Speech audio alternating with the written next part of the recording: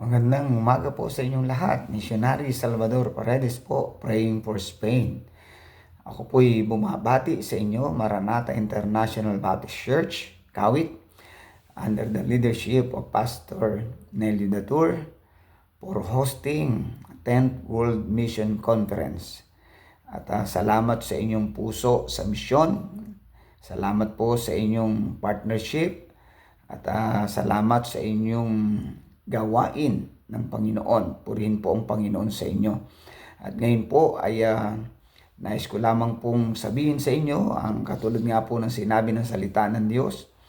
Ye shall receive power after that the Holy Ghost is come upon you, and ye shall be witnesses unto me, both in Jerusalem, in all Judea, and in Samaria, and unto the uttermost part of the earth. This verse, Acts 1:8, has a very strong statement about that we are, the Church of the Lord, are mandated to reach out, to be a witness to the Jewish people. And we know that Jerusalem, Judea, and in Samaria are the places where the Jews are residing.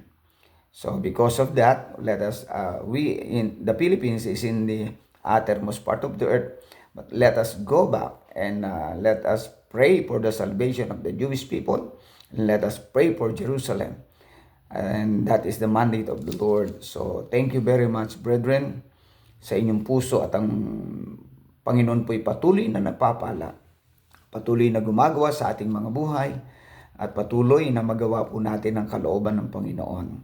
At sabi nga po, I will bless them that bless thee, and curse him that curseth thee. And in thee shall all families of the earth be blessed.